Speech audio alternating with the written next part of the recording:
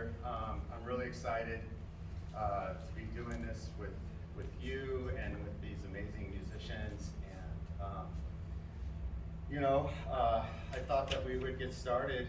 I would just introduce that this is a group that I formed in 2016, and as a way to sort of play and educate about hard bop jazz, but it was really a way for us musicians in the Twin Cities and around to come together and really study this music and really kind of try to take a stab at it.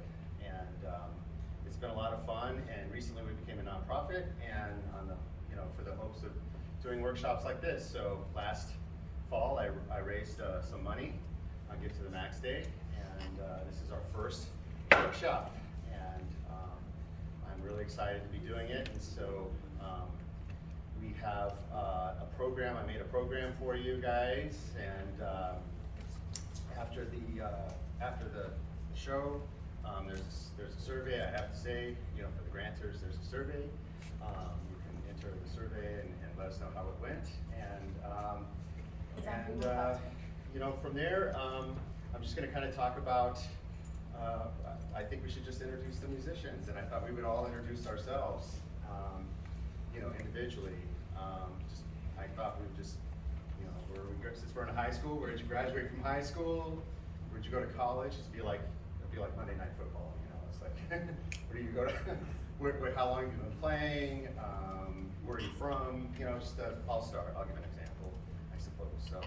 So as I said, my name is Jesse Simon, and I graduated from Boulder High School and went to Manhattan School of Music, and I performed and worked as a musician in Denver, in Houston, in New York, and here in Minneapolis. And I took a break from music for 10 years or so, and then, like I said, I came back. When I came back into music, I really wanted to kind of use the experiences that I had from having my time off and just life experience and the love of this music to lead a band and play this music. So I'm really happy to be back. And by the way, I should do pronouns as well. My pronouns are he and him. My name is Graydon Peterson. Went to St. Francis High School. Graduated from University of Eau Claire, Wisconsin, with a degree in music. Started with performance, but then I realized that was more of a classical thing. Kind of changed a couple of times. Went to theory, but then I realized I didn't want to write papers, so I changed it to composition. And then I just ended up pushing with that degree. So I figured that would be the best way to learn most about music. But ultimately, I wanted to just play bass, and that's what I've been doing since then. Just moved back here after that and met a bunch of people and networked and just make it work. Just playing full time. My name's Godbout. I grew up in West St. Paul. I went to, it's now Two Rivers High School. I went to St. John's University of Classical Piano. And while I was there, I kind of just was learning jazz on my own, and then I eventually got more into it and decided to shift my focus to jazz. So I went to grad school at University of Oregon and did a jazz studies degree there. And moved back to cities 2009, and I've been playing and teaching here ever since. Yeah, my name's Peter Goggin. I went to Mounds View High School from there up in the suburbs. And I graduated from University of Michigan in Ann Arbor. You might be familiar with their basketball and football teams. But I studied jazz studies there, mostly just studying saxophone, left professor named Bishop. And I've been out of college since 2019. I live up in Roseville, and yeah, teaching, playing, good time. I'm Jeff Rinear, and I'm from Mantua, New Jersey, which is about 30 miles south of New York. And went to college, one of the places, I got my performance degree from Berkeley College of Music, and then when I moved here, I decided to get an degree too, just from UM, and that's a cool place too. And let's see, just playing and teaching. I teach middle school level now too, but I also teach the college jazz bands at the University of St. Thomas. Omar. Hey, my name is Omar AbdulKarim. I'm play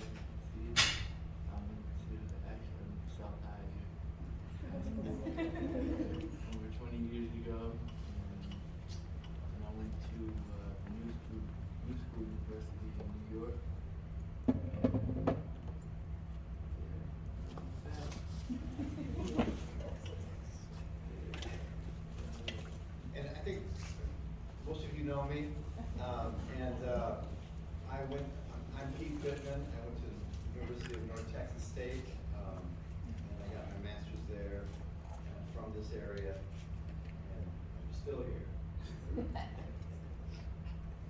So. All right. Well, so we're gonna just the point of this is I just thought we'd play some music for you, and we play this all the time. And I don't know if you've had a chance to get out hear music, but what I did when I was a youngster is I really wanted to be around professional musicians, and so I hope that this will spark that experience and whatnot. So we're just gonna play like as if we were gonna play. And by the way, just so you know, like a little preface, you know, we haven't rehearsed. I'm just giving them the music, and we're just gonna say, let's play this music and let's just do it, and let's just wake up at like 5 in the morning and burn some jazz. All right, so that's what we do. That's why they pay us the big bucks, and so that's what we're gonna do. No pressure. It's just another day in the office, right? So, okay, so now usually when that happens, you know, because we're kind of like, well, what do we do? So we're taking this tune, and I just have to say a few things about the tune, some technical things. Well, why don't I start with, I'll start with the background. The tune is Eternal Triangle by Sonny Stitt. Sonny Stitt's amazing tenor player, is an icon of the hard bop era, and this is a song that everybody loves to play, and it's emblematic of the energy and the spirit of this music, hard bop jazz. So I'll get more into that later. For the musicians, just as you can see for the thing, there's a an intro, and then there's a 4-bar drum thing in there. You play it, and I play the drums. There's a drum solo for 4 bars, intro back, drum solo, and then drum 4-bar, and then we just go right to the head, and then there's the outro. We're just gonna read the music, and I think we could just you play as freely as you want. You know, take as many choruses as you want. There's no rule about that, and yeah, I mean, I find that the more I talk, the worse. You know, we just need to play, right? Let's just do this. And you know, we can trade. The other thing too for drummers, you know, sometimes it's good to clarify what you want to do, like after the bass solo. And I think you want like to blow on it? Yeah. Okay. Well, if not, you know, we'll trade, and we'll just go down the line, and then maybe I'll take one chorus too, just one, after trading. We trade 8s after everybody. Was that Starting with trades? Yeah, starting with trades, and then you know once everybody's been through it, you know, given the fact that we get through the head, and it works out evenly. Maybe it will, maybe it won't. Yeah, if it was 6, it should. No, yeah, 6 it should. So, and then I'll take a chorus, and then when I come out of my solo, we'll hit the A. Going through the intro, the A, and then there's the outro, right? We got the outro at the end. All right, cool. Let's do it.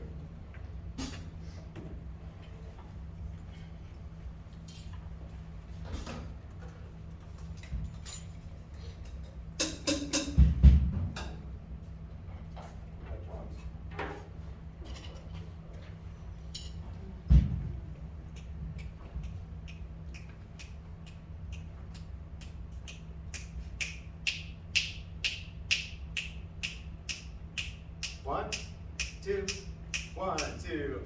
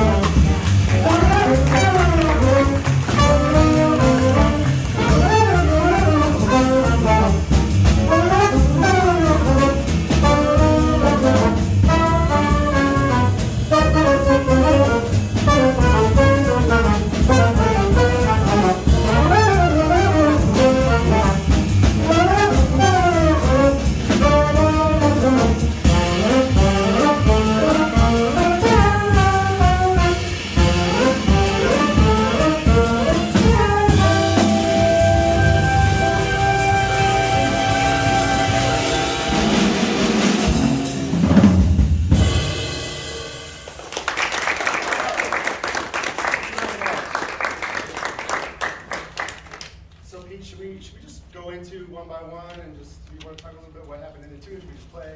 I think we should just play. Yeah, all right.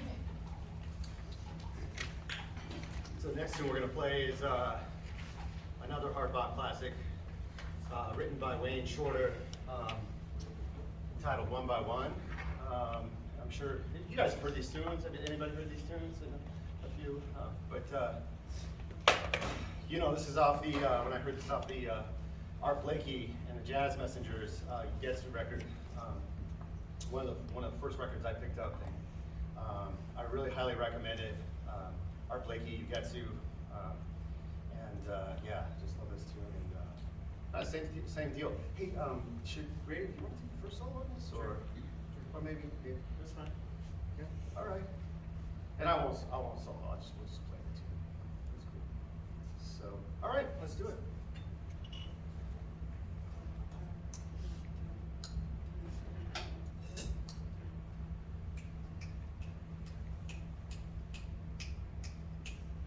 One, two, one, two,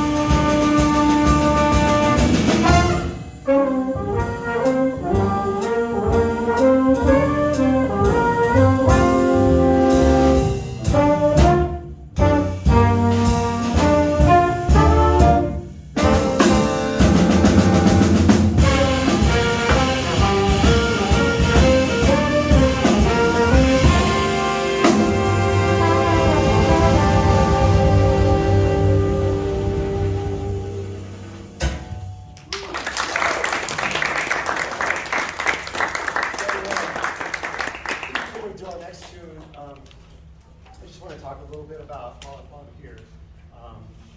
You know, kind of like what are we doing in a group when, you know, when we haven't played together in a long time. Everybody has a kind of a role in the group, and I'm just going to take a few minutes to talk about, each person can talk about what they're doing for their instrument in this particular kind of situation, what their role is. And I'll start. You know, as a drummer, the most important thing for me is that, you know, that everybody's comfortable and happy. And from the very start, when I'm counting off a tune, I want there to be an energy established, so the musicians can immediately get into the mindset. The tune actually starts at the count off. That's when the tune starts. When you listen to a live record, you'll often hear the guy counting it off, like that's in the tune. That's when the tune starts. And then really the next thing is you know, trying to establish the form. I have to, you know, establish a feel, but I also have to establish a form. And the drummer is tantamount in establishing the form of the tune. So that means that if there's like a bridge, you know, like rhythm changes, that I might switch cymbals on that bridge, you know, or change up, and try to do a fill at the end of the phrase. The drummer really helps with the phrasing. You know, establish the phrasing. They got to do a fill at the end. Like if it's a 8-bar phrase, you're going to do a fill on the 8th bar to set up the next phrase, and that makes the musicians around you comfortable, so that they can set the tune and set the form and everything. So, and then you know, hopefully, you know, communication. Make sure I'm really at first communicating with the bassist, that we're looking at each other, that I have good eye contact with the pianist, and that everybody can see each other. So I don't know, you want to, Graydon? Sure. Yeah. My job in the jazz setting is kind of to fill the gap between the drums and the piano. I'm primarily the timekeeper, because if you listen to the jazz music, I'm just playing chords all the time. So I need to make sure that that is the most even and consistent thing that he can play off of, and he can react to what the soloists are doing, so that I'm just making sure everything stays even. And I'm also marking the form, just like what Jesse was doing, like the form of the tune, making sure that everybody knows where the bridge is, everybody knows where the next chorus is. By doing that, just by making sure that the chords are clear, so we're playing root notes whenever chord change, or close to root notes whenever chord change is happening, to make it obvious so that the soloists feel comfortable. Yeah, that's my job in jazz most. Can I ask them, you guys all know what he means when he refers to form? What, somebody explain to us what is meant by form.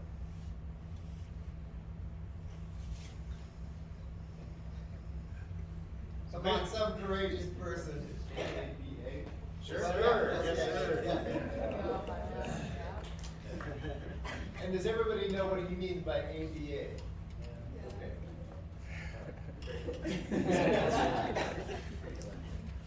It's important. If you don't know what it means, it's important to ask a question too. It's all good. That's how we learn.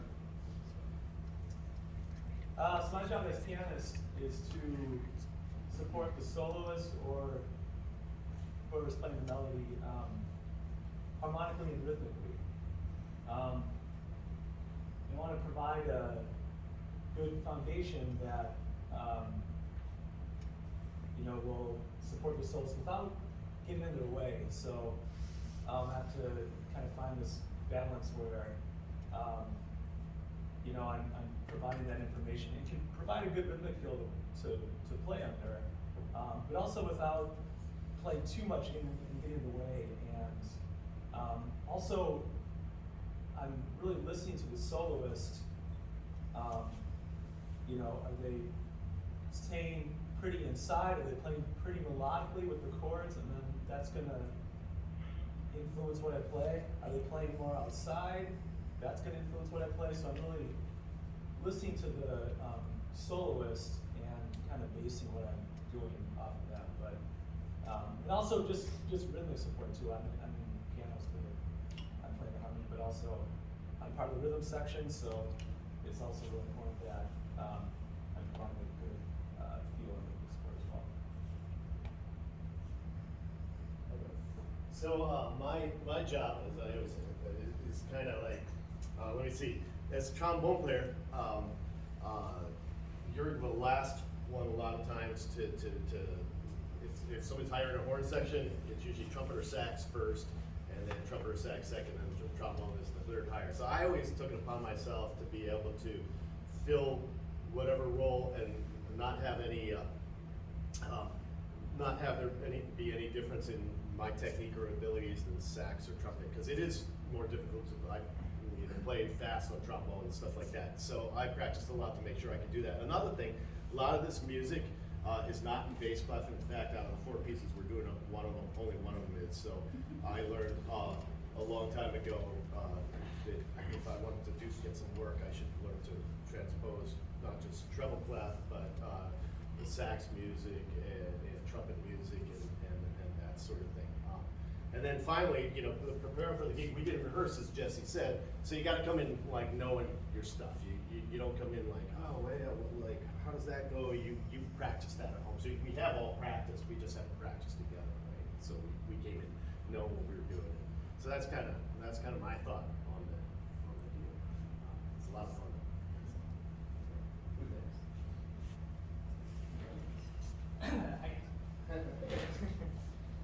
Yeah, so in a group like this, it's different than a typical gig I would play because there's 4 horn players. A lot of the gigs I play are either trio or quartet, so I'm the only horn. But I guess talking about this particular setting, I feel like I have to work on blending a lot more. When we're playing the melody, like let's not even talk about soloing for a second. Let's just talk about reading these charts, playing with the band. A lot more of my attention is going to what these other horn players are doing, because I don't have the top line in these tunes all the time. Often I think me and Omar are kind of sharing a line, but there's also some parts of these where I'm kind of playing a lower inner voice. So it's kind of negotiating that balance where I am in this horn section. And then when it comes to soloing, projection and sound is an issue.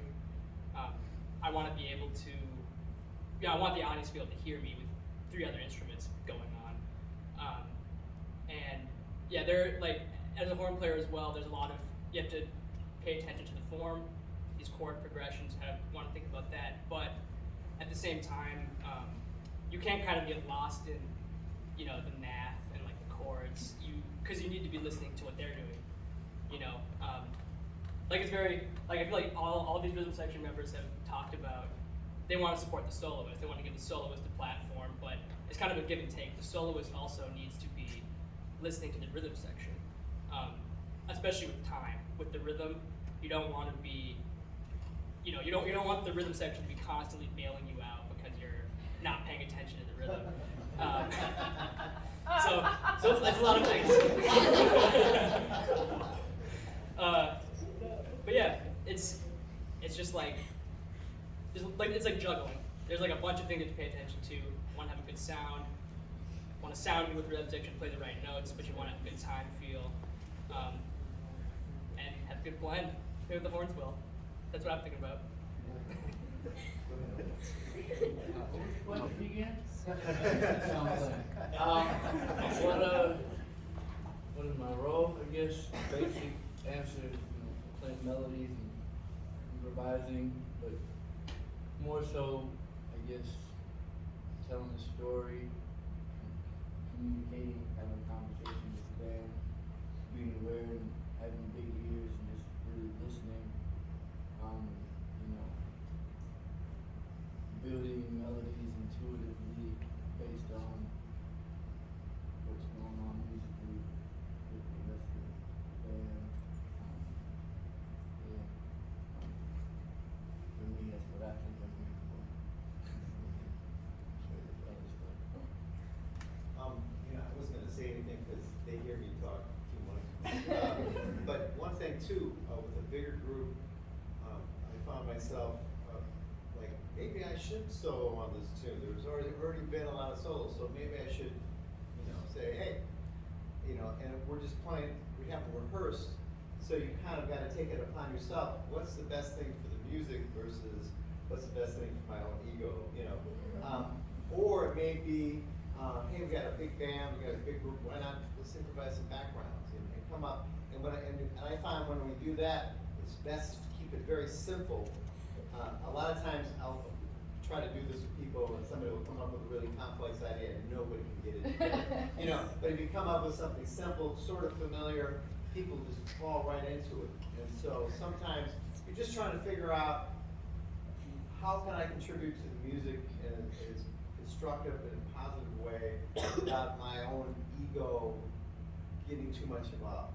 And I think that's hard to do, because I've been in a lot of bands, everybody wants a solo, but pretty soon the music gets bogged down by all our individual egos. And so you're trying to think along those lines too. So, all right. What I really loved about Omar. Oh, no, I was just saying, like, about what Pete was saying, how, you know, he may have laid out in that solo, and I think it's about, you know, being present, you know, at that moment.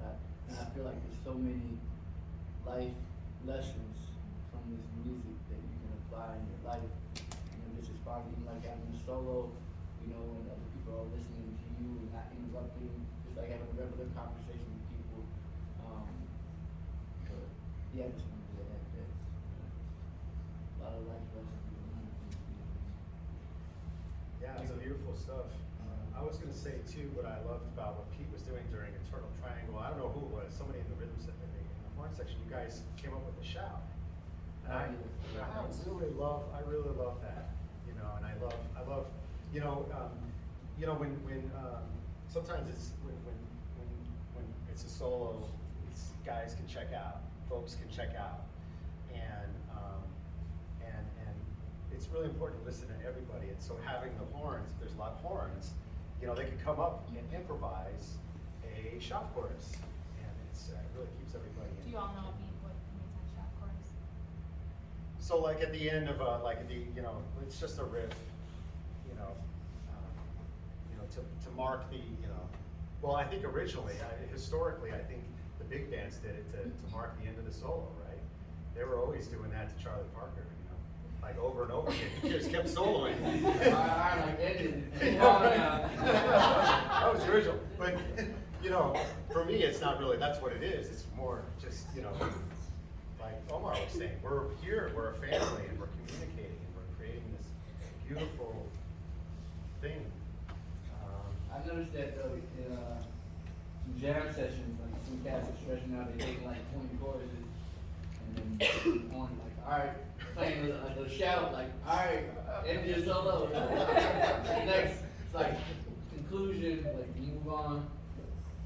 So that's definitely valid. But some people don't get it. Hey, like there's 20 horn players here, you don't have to play. It's like those life lessons that you were talking about. It's important to be courteous when you're playing. And that's another thing too, I was really trying, like when with trombone with Omar, it's harder for them to project. So as a drummer, I went to a smaller cymbal to play that, you know, play quieter. So we've got, you know, about 10 or 15 minutes. We could play, speaking of communication and musicians doing what they can do to communicate, why don't we play Blue and Green? Should we do that? Do we have enough time for that? No, Yeah, just we have about 8 minutes. we have about 8 minutes. Well, why don't we just do,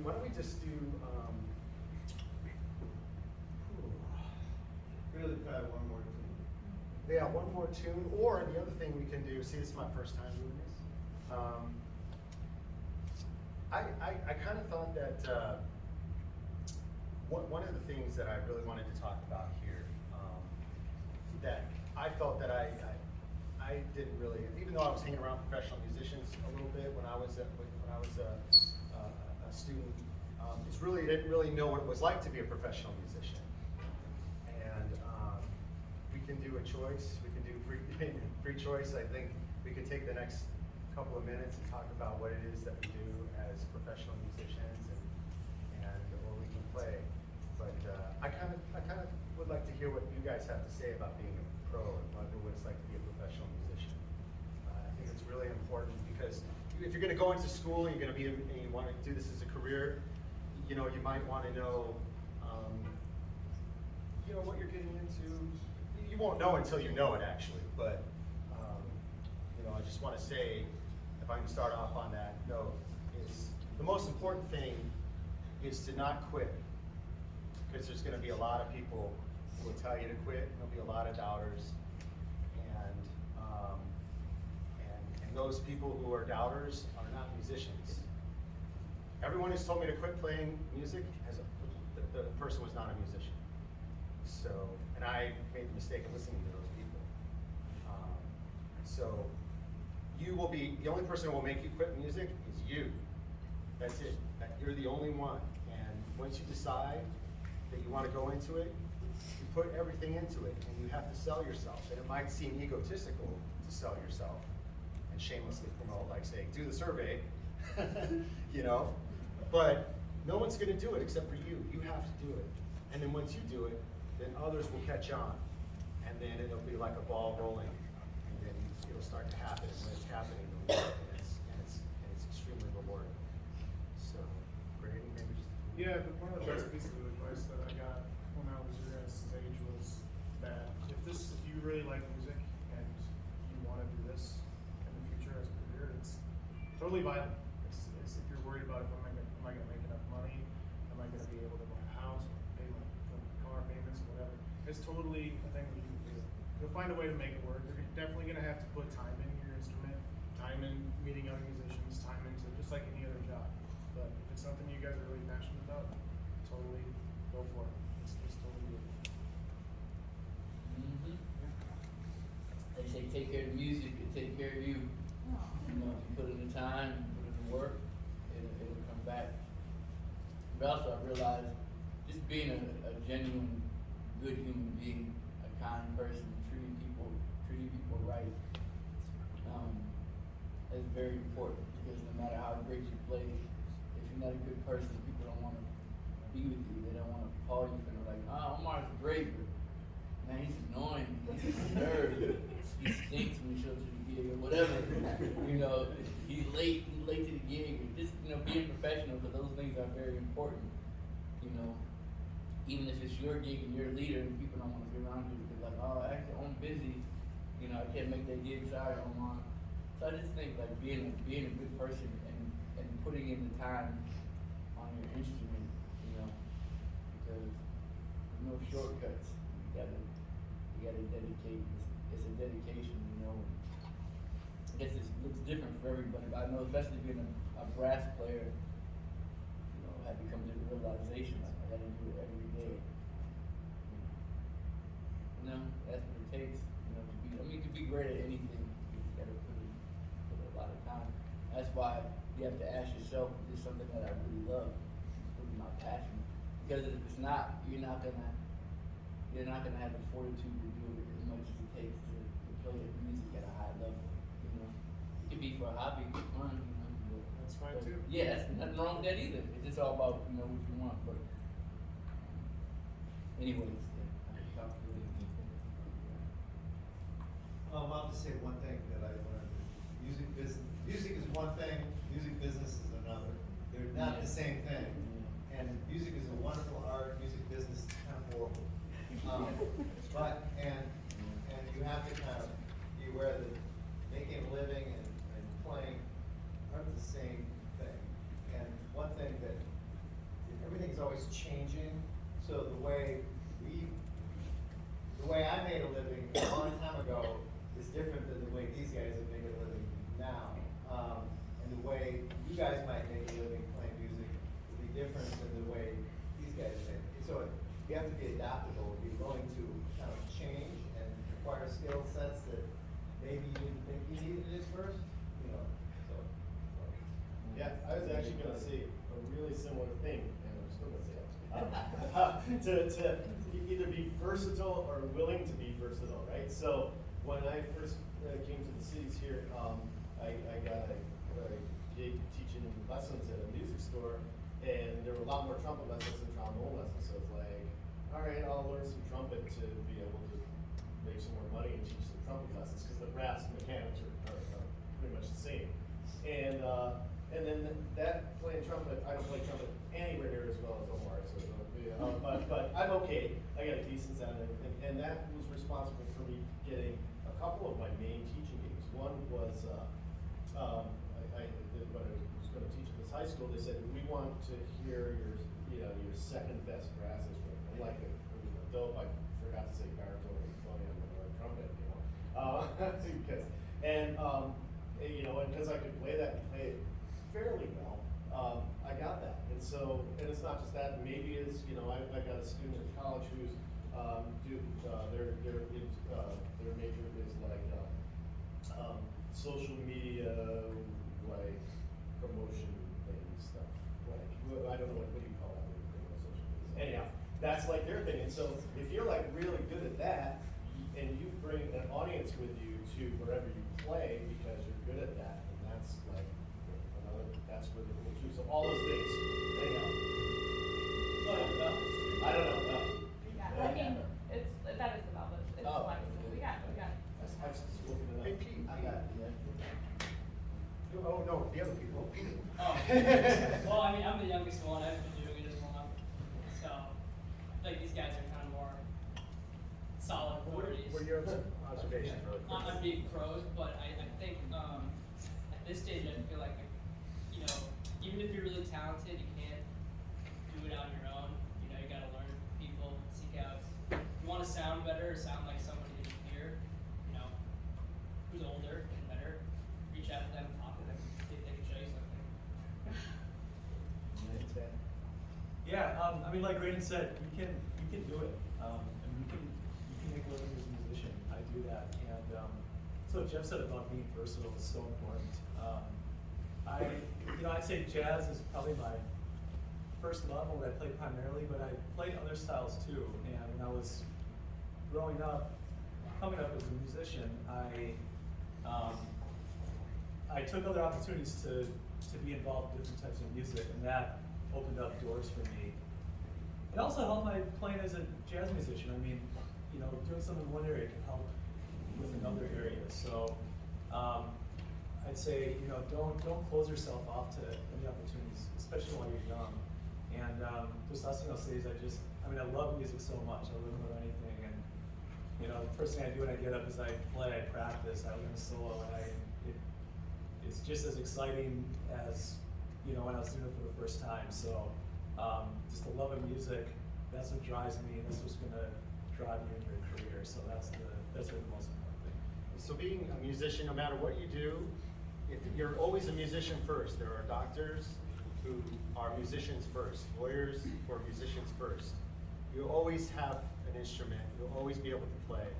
And no matter what you do, the music will enhance whatever it is, even parenting. And like Omar was saying, relationships. It's, this is what we call a microcosm. It's representative of a bigger thing. So, well, I really hope, we probably don't have time to play, normally we would, but it's totally cool. Does anybody have any questions or anything, really quickly? Here's the thing, on the program I printed out for you, these musicians here, you have their name, and there are also, I put the emails on there as well. If you have a question, you can reach out. I have, there's a QR code to our website. You can get in touch with us there, and for further information on where we're playing, you can sign up on our email list. But most important, if you keep this, that's a resource if you ever need to reach out to any of these musicians here. Musicians are the most approachable people. Let me just tell you, I got stories of approaching some of the most famous and unapproachable people, and I approached them because they were there, they did it. They were small once and young, and were like, hey, let me go up and talk to Chick Webb, or Buddy Rich, or Miles, or I don't know. We were talking about Michael Brecker, or whoever. It doesn't matter, Whitman Marsalis, Whitman. I went to Tower Records with Whitman. It's like it's just unreal. So just. Musicians are always here for you, always. And thank you to Sophia for the folks in the really what what you're doing in the schools is really, you're a hero. I gotta tell you, really, thank you so much. And teach you. So, I just wish the best for all of you, and if you have any questions, just let us know, and as you know, I say, keep the jazz, keep the faith, keep the jazz. It's always moving, so. Thanks. Thank you, Jeff. And thank you, everybody. Omar, thank you. Omar, yes. Graydon, thank you, everybody. Thank you.